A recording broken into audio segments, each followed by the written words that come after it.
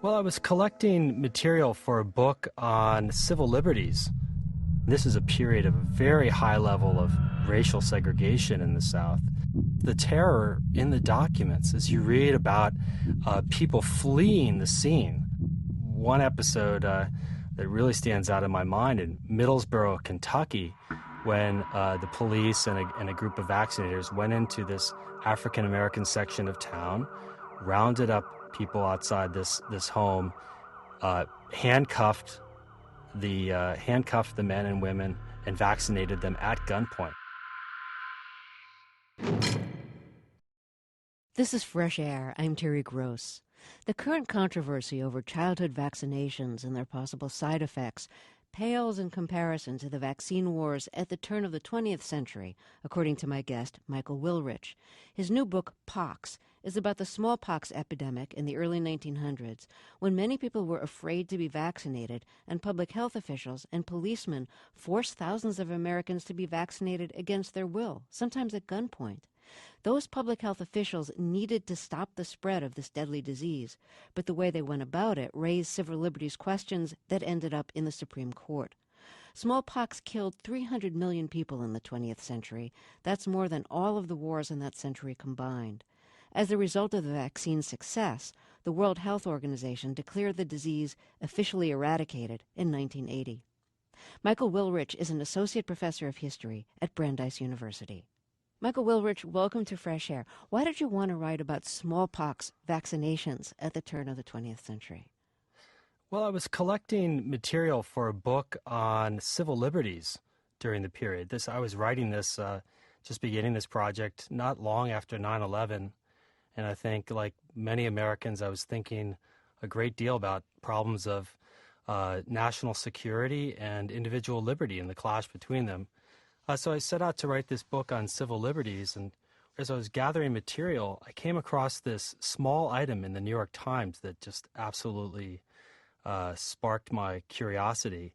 It was about a vaccination raid on a set of tenements in Little Italy, New York. This was the Little Italy that was on the Upper East Side in Italian Harlem. And this occurred right about February 1901. And a crew of vaccinators and police from the city, about 250 men in all, arrived on the scene of these tenements in the middle of the night and set about vaccinating everyone they could find, knocking on doors, breaking them down if necessary, and people started running. So there were scenes of policemen holding down men in their night robes, and while vaccinators began their work on their arms, and inspectors were going room to room looking for children with smallpox. And when they found them, they were literally tearing babes from their mother's arms to take them off to the city pest house. And I just became fascinated by this episode. What did it mean for a big city government at the dawn of the 20th century to be battling an epidemic disease in this way? What did it mean for American notions of liberty? And how to balance the good of society with the liberty of the individual. That's exactly right. I mean, I just had the sense when I came across this very short article of having my hands on a shard of glass from a broken stained glass window and just having no real idea of what the big picture looked like. And that really got me started on this project. At the same time, were you seeing parallels to the controversies around vaccinations today? Always, throughout this entire project, there were resonances for me with the vaccine controversy today that really increased in intensity as I was working on this project. I mean, I began this project around 2003, and at the time, I think, according to the CDC, it was something like 22% of American parents of young children were refusing one or more vaccines for their children. And 5 years later, as I started to write the project up into a book, 5 years later, that percentage had nearly doubled to about 40% of all Americans. So the vaccine controversy today is one of the most important public health crises we face in America. But these controversies today just simply pale in comparison to the vaccine wars of the turn of the 20th century. So let's talk about those vaccine wars at the turn of the 20th century, but let's start by talking about smallpox itself. People aren't really familiar with smallpox anymore. It's a disease, fortunately, that we seem to have eradicated. So I'm going to ask you to describe the symptoms of smallpox and why it was so deadly. So smallpox was caused by a virus, the variola virus, and it spread from person to person, usually through saliva for a sneeze or a cough. And it had an incubation period of about 12 to 14 days. And after that period, people would experience the onset of a very high fever. After a couple of days, that fever would subside and people would feel better. They'd start to feel ready to go back to work or back to school. But that's when they were just becoming their most contagious, at their most contagious state. And lesions started to form in their throat, and then eventually on the skin. And smallpox was famous for its horrific rash that doctors from the period called the eruption. People would suffer through this growing and spreading rash for a period of 2 or 3 full weeks. And along the way, usually about a third of all people infected with smallpox would die, usually from acute respiratory failure. And for the most part, most people who survived a bout with smallpox were severely scarred for life on their faces, most commonly. So even someone who had survived a battle with this loathsome disease bore its marks on their face for the rest of their lives. Now, the epidemic that you write about at the turn of the 20th century was a less lethal strain of smallpox that didn't kill as many people. Yes, the part of the medical mystery of this book and this epidemic was that it was the first time that a new strain of smallpox that is now described as variola minor first appeared. And this strain of smallpox, instead of killing 30% of its victims, only killed about 1%. Was a remarkably attenuated form of the disease. And the problem was that medical officials understood this to be smallpox, and they had no idea, they couldn't tell when this mild form of smallpox would turn into or revert back to the deadly form of smallpox that everybody feared. And during this same wave of milder epidemics, epidemics of the classic type of smallpox were breaking out in American cities across the country. In New York, 730 people died. In New Orleans, 500 people died. In Boston, 270 people died. And in Philadelphia, 400 people died from the disease.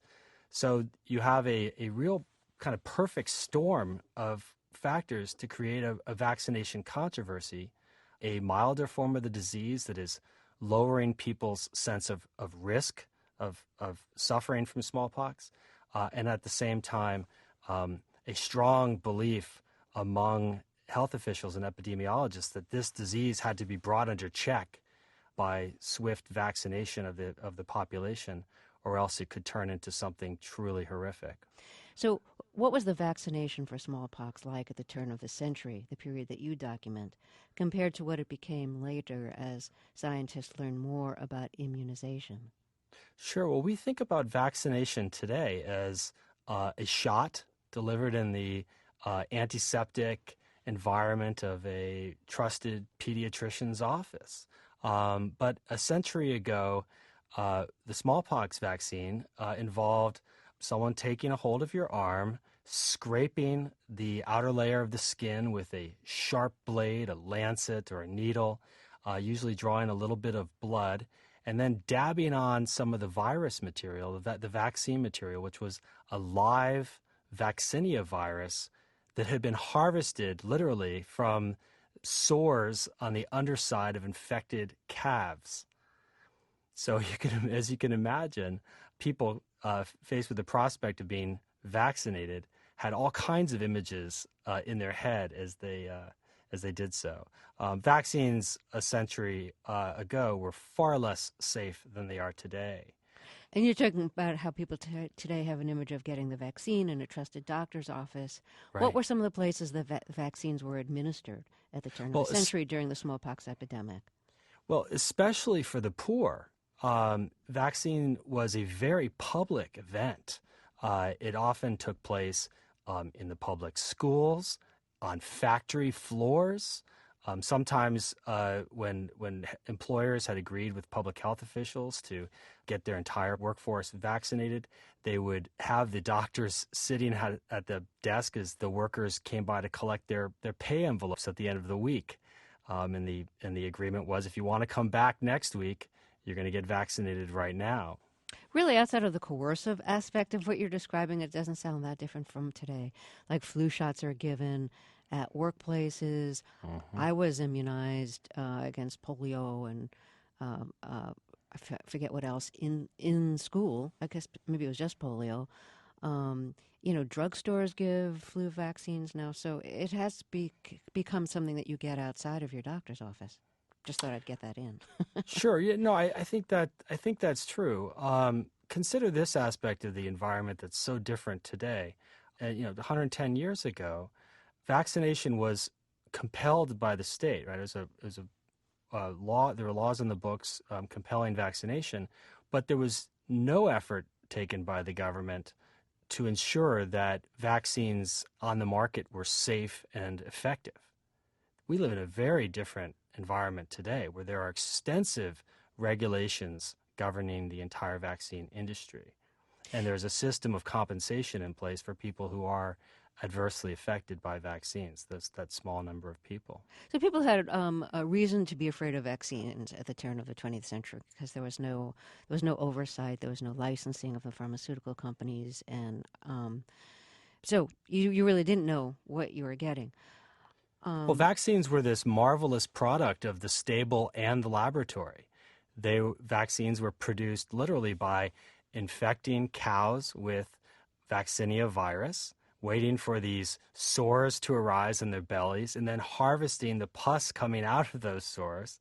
And that is the essential vaccine product of the turn of the century period. And since one of the, like in New York, for instance, Hmm. public health workers accompanied by police would raid tenements and forcibly vaccinate people. And I imagine some of the immigrants were just terrified. A lot of them probably didn't even speak English. And here are these people forcing them to get inoculated. It must have been a pretty frightening experience. This is exactly right. I mean, you sense the terror in the documents as you read about people fleeing the scene of these vaccination raids that took place in the middle of the night in New York, in the city's crowdest and poorest immigrant neighborhoods. And you had immigrants who had recently arrived from Europe, had often been fleeing very repressive regimes back in Europe, seeking liberty and asylum in the United States. And in their experience, a state official pounding on the door in the middle of the night could have meant anything from being conscripted into the army to being dragged off to prison. And so, given the language barriers, given the differences in political traditions and the like, there was no reason to assume that these health officials and police entering the tenements in the middle of the night were there for benign purposes. Now, you read that in parts of the South, smallpox was considered a disease that black people got. Why? Well, when variola minor, the new milder form of smallpox, first started spreading through the South, it was documented first among African American populations. And this is a period of a very high level of racial segregation in the South.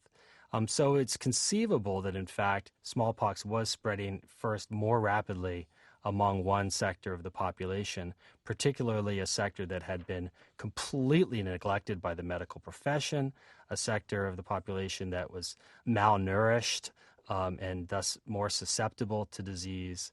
And the distinctive response in the South to the spread of this disease was, as long as it was confined solely to African Americans, or appeared to be, public health officials paid it very little mind. It was only when they concluded that, this disease might spread across the color line that they started to take action. And they usually started that action by rounding up blacks and getting them vaccinated. Forcibly? Often by force. In fact, there's one episode that really stands out in my mind in Middlesboro, Kentucky, when the police and a group of vaccinators went into this African American section of town, rounded up people outside this home, handcuffed the men and women, and vaccinated them at gunpoint, as if that wasn't all quite redundant. But it's a shocking scene, and very much at odds with our sort of dearly held notions of American liberty. You read that the Kentucky Board of Health in 1898 made it mandatory to travel with a certificate saying that you'd been inoculated. Tell us about that. It's a remarkable thing. I mean, the many health officials, not just in the South, viewed a vaccination scar on the upper arm as a kind of passport that people should be required to have in order to enter a workplace or a school or any kind of public area. But in the South, during this wave of epidemics in Kentucky, the health board actually came up with this order that blacks traveling through Kentucky needed to have a document or have a vaccination scar on their arms in order to move about. And it really it was, I think, a very harsh blow against the people whose right to travel freely had been so dearly bought just a few decades before in the Civil War. What about white people? Did they need a certificate? No, not at all to the same extent. In fact, this health measure singled out African Americans. So another example of the conflict between inoculating people for the greater good to protect society and then violating civil liberties in order to do it. Absolutely, yes. So you say that the vaccination program is what spread federal power in the South during this period. Yeah, it's quite remarkable. I mean, today we associate public health with government at every level, from the local to the state to the federal level of government. But according to the sort of American constitutional traditions, this form of governmental action was largely a matter of local and state concern. During the smallpox epidemics at the turn of the century, as one sort of southern community after another proved defenseless against this disease, had a lot of difficulty sort of managing the disease, many called upon a federal health agency, the U.S. Marine Hospital Service, to provide help. And the service sent down a number of surgeons through the South who became smallpox experts, and they'd go from town to town advising local communities how to stamp out the disease. And this really is, I think, a very important moment of transition in which the federal government becomes much more involved in everyday health measures in the South. Now, in a lot of places, if you did contract smallpox, you were quarantined in a place that became known as a pest house. Would you describe what the pest houses were? The pest house was the most dreaded of American political institutions. In a place like New York, the pest house would have to be quite large. So the pest house is an isolation hospital. And so in a place like New York, they would set up a pest house for smallpox patients on an island, a North Brother Island up by Rikers Island on the East River, completely isolated from the rest of the community. But in most smaller places around America, a pest house would be just simply a ramshackle house on the edge of town that the local authorities had taken over for this purpose. And people would be literally dragged there against their will. And some of the most poignant scenes in the book are when mothers are fighting with health officials to keep their children in their own homes rather than have them be taken off to a pest house. Because people at the time rightly associated pest houses with death. That's where someone was taken to die. And the only treatment you could get there was to ease symptoms because there certainly wasn't a cure for smallpox. No cure for smallpox, and really very little effective treatment to bring the symptoms in check. So, in fact, the instincts of these mothers who were fighting to keep a hold of their sick children and keep them in their home, the instinct wasn't such a bad one. Studies have shown that people with smallpox, particularly in developing countries, which in the United States at the turn of the century was very much of a developing country, particularly in developing country with poor hospital facilities, people often had a better chance of survival if they were taken care of by loved ones in their own home. Let's talk about the anti-vaccinationists. There was an anti-vaccination movement. Um, what did the movement stand for, and was it aligned to other causes as well? These people were remarkable. That in the whole world of people who were resisting vaccination during this period, the organized, sort of hardcore anti-vaccinationists were just a small segment, but they were very vocal.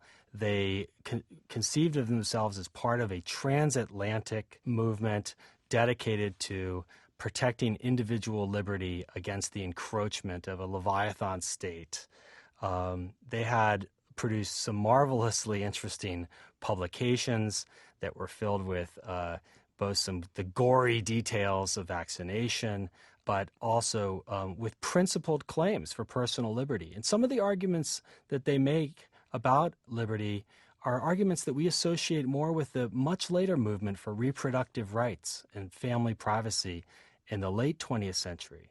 In fact, these early 20th century anti-vaccinationists are already arguing that the liberty protected by the U.S. Constitution included a right to bodily integrity, to medical liberty, and to freedom of choice in the area of health.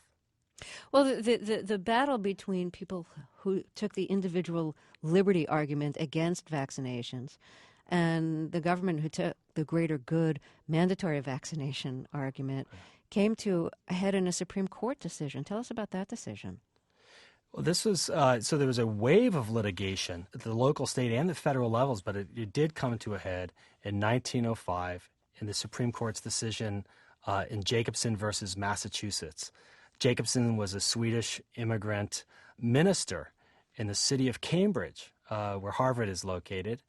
And during an outbreak, a very serious outbreak of smallpox in 1902, Jacobson was one of the handful of people who refused to comply with the city's vaccination order. When he explained why, he said that he had been vaccinated as a child and it had made him very sick, that when his young son was vaccinated against smallpox, he too was made very sick, and that he knew many more cases like this. And so he refused to be vaccinated. He was found guilty in a local police court. He appealed, and it made it all the way up to the U.S. Supreme Court. And in that decision, the Supreme Court upheld the right of a state like Massachusetts to order its citizens to be vaccinated during an epidemic of smallpox, upheld that measure as a collective right of the state to protect the people from a disease that imperiled the population.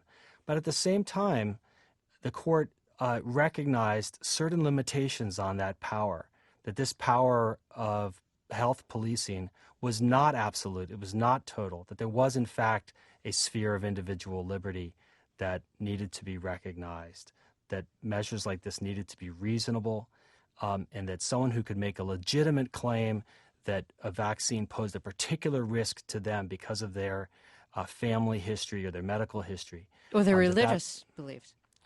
Well, the Supreme Court, in fact, did not recognize religious arguments as a legitimate defense against vaccination during this period. Oh, okay. Although many, including Christian scientists, wanted exactly such an exemption. The most important exemption created in this decision was, or an implied exemption, that for a person for whom vaccine posed a particular health risk. So if you look at our laws today, the compulsory vaccination laws on the books now, particularly that apply to school children, I think 48 of the American states now have religious exemptions. Every place will recognize that someone who can have a doctor's certificate that vaccines pose a particular harm to them. Every place recognizes that that's a legitimate excuse against vaccination. Some states are even now recognizing conscientious objectors, people whose beliefs, not necessarily religious beliefs, tell them that vaccination is unconscionable. Now, the Supreme Court decision also said you couldn't forcibly vaccinate somebody. Yes, this happened actually at the state level in the Supreme Judicial Court of Massachusetts, one of the most storied courts in American history. That court, in its decision, said as an aside, even as it upheld the right of the state government to order vaccination, that of course it would be unconstitutional and sort of beyond the pale for health officials to forcibly vaccinate anyone. That's not within their power. And I think that this was really a shout out to the Boston health authorities, who were employing forcible vaccination all the time in the poorest neighborhoods in the city. So was the epidemic at the turn of the 20th century the last smallpox epidemic in the United States? For many of these communities, it in fact was the last epidemic, for Boston, for New York. But no, there were still isolated epidemics of smallpox. Outbreaks affected places like Detroit in the 1920s. And this new form, the milder form of smallpox, sort of had a relatively low-level incidence throughout the first half of the 20th century, due to the fact that so many people were still refusing to get vaccinated against it. 1949 was the last reported case of smallpox in the United States. And by 1972, the government had decided that it was time to stop mandatory vaccination against smallpox because, every year a few people would die from the vaccine.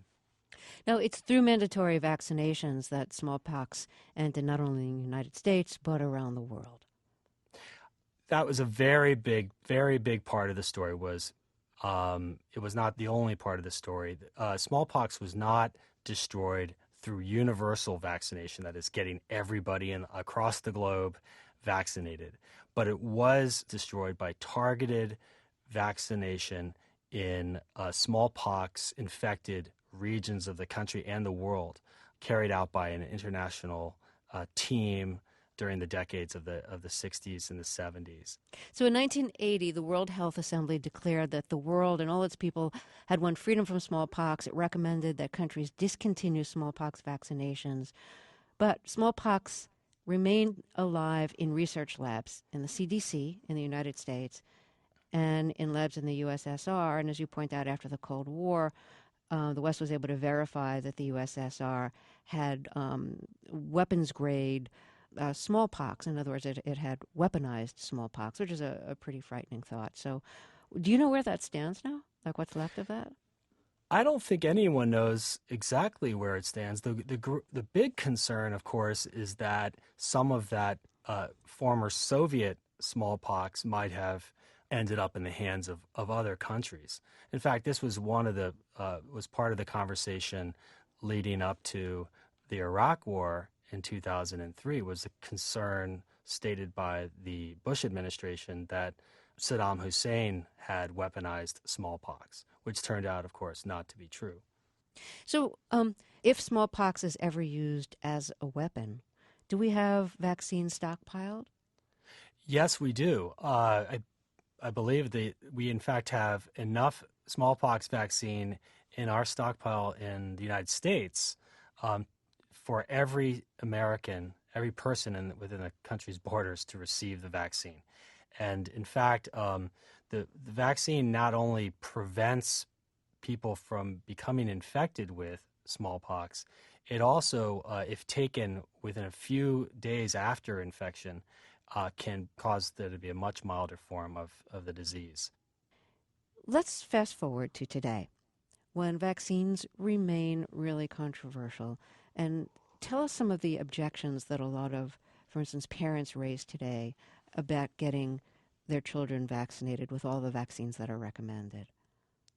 Well, the anti-vaccination movement of our own times really took off after the publication of a report in 1998 by the British medical journal The Lancet that purported there or suggested that there might be a link between autism, which was very much on the rise in the US and the UK, between autism and vaccination, particularly the MMR vaccine. That's, yeah, measles, mumps, rubella. Yes, the measles, mumps, and rubella vaccine, one of the most common childhood vaccines.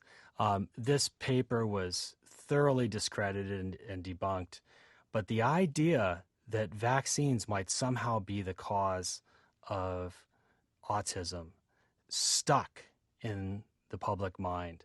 And so, according to some of the most recent studies, something like 1/5 of all American parents believe that vaccines cause autism. This is simply not true, but it's a powerful association in the public mind. Well, the research paper that you cited by Andrew Wakefield connecting vaccines, the MMR vaccine, with autism, that was published in 1998. And I think it was only in the past year that The Lancet, where it was first published, withdrew the study, that he's no longer allowed to practice medicine in England.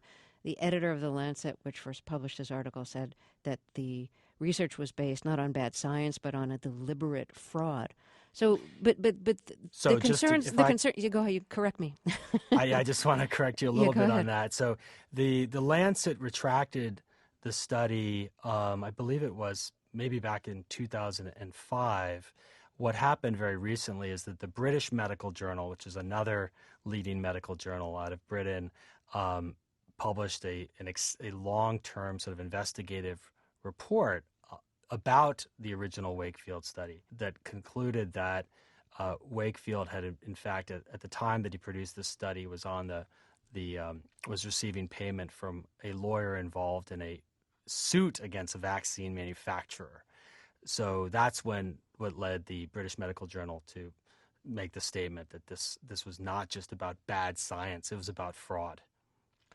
So now that Andrew Wakefield study connecting the MMR vaccine to autism has been discredited, and he can no longer even practice medicine in England, is there a concerted effort in the United States, an organized campaign to get the word out that study was totally discredited?